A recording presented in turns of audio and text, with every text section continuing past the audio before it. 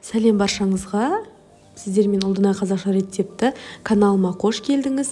Бүгін сіздерге тәтті пирогтың банафи пайдың рецептісімен бөлісетін боламын. Видеоның соңына дейін менімен бірге болыңыздар. Бұл пирог ең тәтті құмарларға арналатын пирог. Міндетті түрде жасап көріңіздер. Ал кеттік, бірге жасайық. Бізге ең алдымен еліктен дайындап қойған ұнымызға тоңазытқыштағы сары майымызды салып, аунатып, үккіштен өткізіп алатын боламыз. Үккіштен өткізіп, қолымыздың көмегімен осылай ұн мен сары майымызды біріктіріп аламыз. Міне осындай болды. Енді қант ұнтағы мен шым-шым тұзымызды қосып, араластырамыз. Араластырып алдық. Енді бір дана жұмыртқамызды қосып, жақсылап қамыр илейтін боламыз. Осылай қолымыздың көмегімен мыжылай берсек, өзі жұмсақ етіп қамыр пайда болады.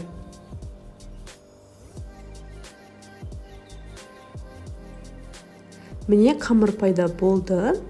Енді дайын қамырымызды таза салафанға салып, тоңазытқышта 1 сағат ұстаймыз. 1 сағат өтті. Енді табамызды майлап аламыз. Негізі майламасаңыздар да болады, бірақ жабысып қалмау үшін, сенімдірек болу үшін мен осылай майлап аламын үнемі. Енді осылай дайын болған қамырымызды алып, осы табамызға жайғастырамыз. Қолымыздың көмегімен. Осылай жайып алып, шетіне бортиктарын шығарып, тегістеп аламыз.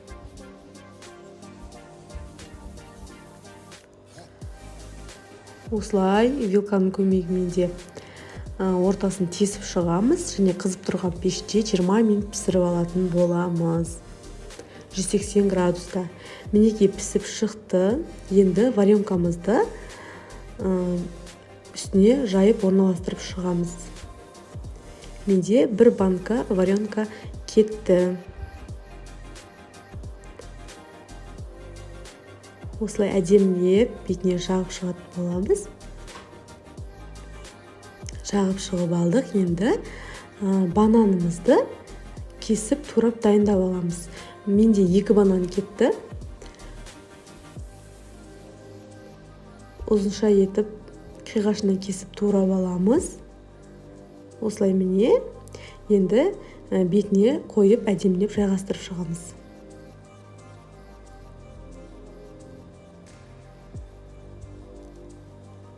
Бананымызды осылай орналастырып алдық. Енді кремін жасаймыз. Креміне бізде сливки 33-35% болу керек. Және де осылай қант ұнтағын қосып миксерлейміз. Ең төменнен бастап жоғары көтере беріп, жылдамдығын көбейте отырып миксерлеп шығатын боламыз. Міне креміміз уже қоюланып жатыр. Креміміз дайын болды. Енді мен осындай пакетке салдым. Үйде өйткені таба алмадым өзінің арнайы мешогын. Осындай пакетке сала салдым. Кез келген немен насаткамен қолдансаңыздар болады. Міне осылай домалақ етіп кремін жағып шықтым. Егерде насатка болмаса, жай әшейін жағып шықсаңыздар да болады қасықпен. Және де сәндік үшін какао септім. Қыздар міндетті түрде жасап көріңіздер. Дәмі өте керемет болады. Және де қыздар маған тіркеліп, лайк басып, комментария қалдырды ұмытпаңыз. Видеоның соңына дейін болғандарыңызға рахмет. Сау болыңыздар.